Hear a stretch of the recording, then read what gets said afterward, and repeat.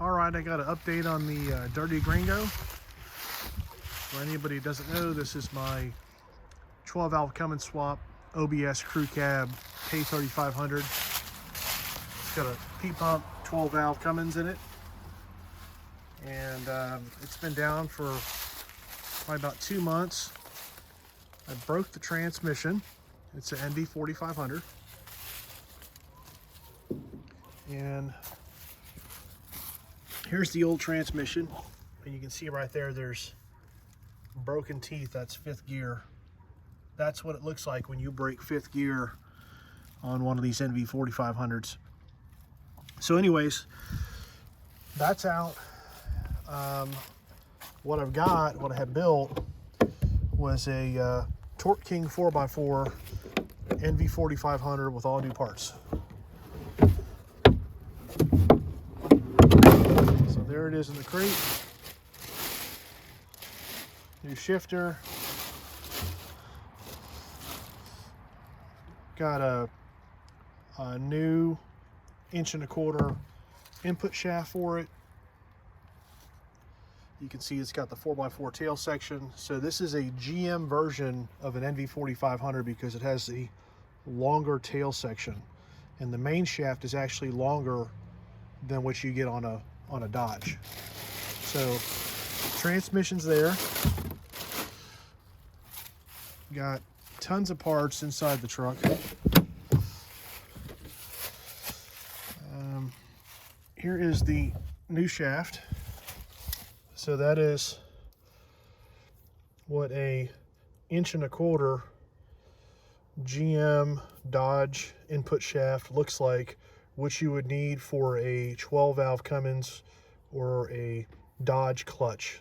So it's a 10 spline, 22 teeth, 22 tooth on the drive.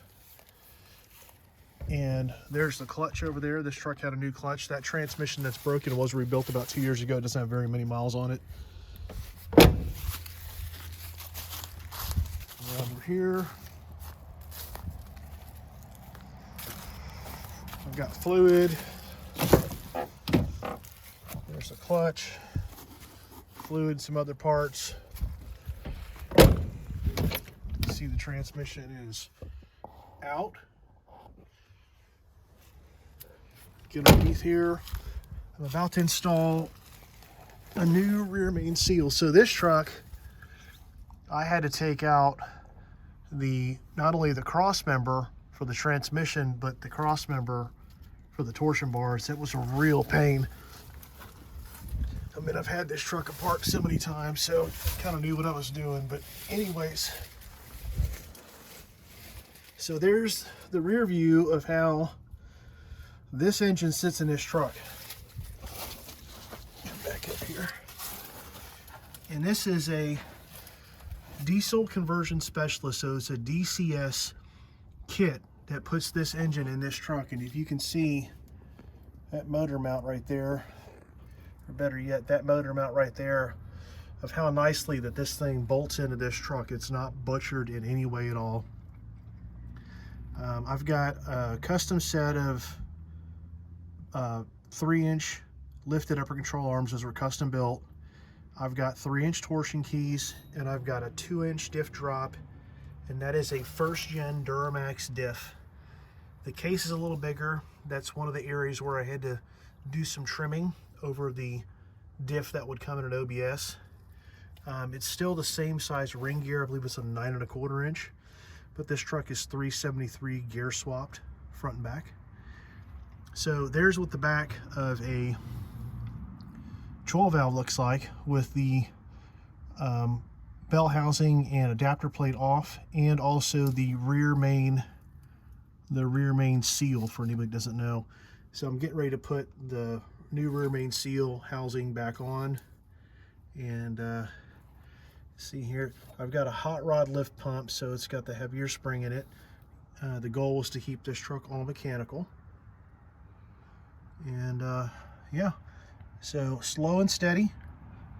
For anybody that's not messed with these NV4500s, they are heavy. You got to be careful. I'm 6'2", 230 pounds. I mean, these transmissions, I mean, they're dangerously heavy in my opinion, so be careful with that. New front drive shaft, custom made.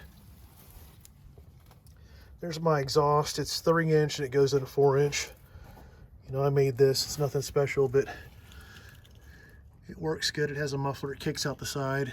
This is a long bed truck. Rust free, as you can see. Got a couple dents, but it is rust free. Come out here. Walk around.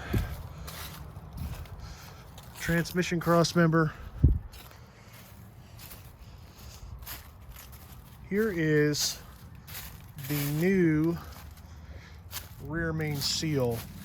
It's a Mahle. There's the part number. So there's the factory rear main seal housing. There is the new rear main seal with the guide sleeve. You leave this in, this slides over the crank.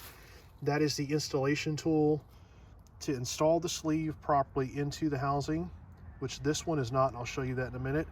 And there's the gasket. So looking at this, I had a leak.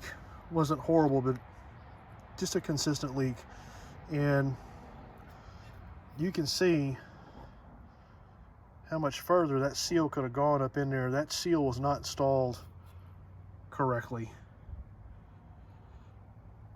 So I didn't do that. I got this motor and you know, all the seals had been replaced and whatnot supposedly, but I've been replacing seals since I've had it.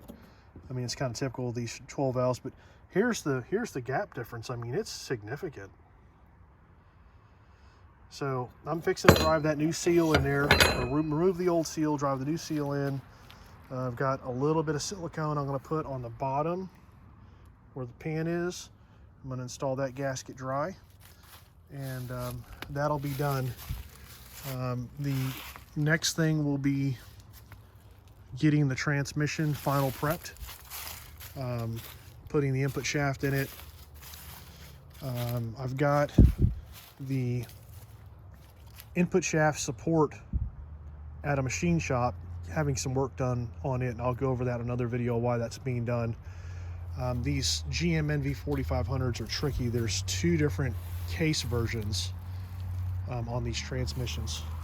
So yeah, that's where we're at. It'll be back together very soon, which I'm excited about because I drive this truck around a lot. It is my work truck. Need to go to the dump. I'll use it to pull this trailer at my tractor. So that is where we're at. Another little shot of the engine. Got a lot of power driven diesel parts on here. Snow water injection, I usually put ice in there. It makes a big difference.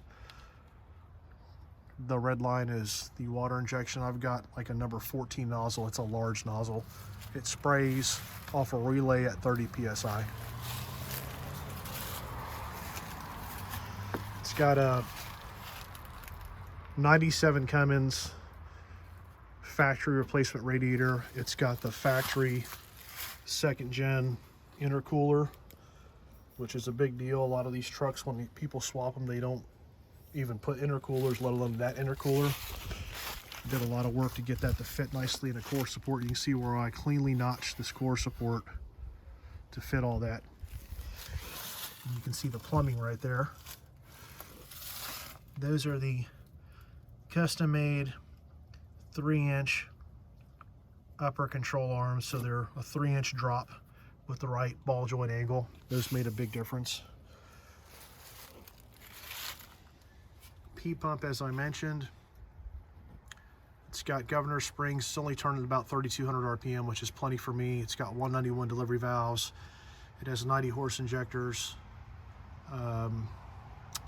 It's got full travel rack plug. It's got high pressure return valve on the return, and it's also got that power driven diesel billet. You see it right there, real nice, right? Yeah, right there. That billet crankcase vent. That's a nice piece right there. So yeah, Another shot here. So this truck will be coming back together soon.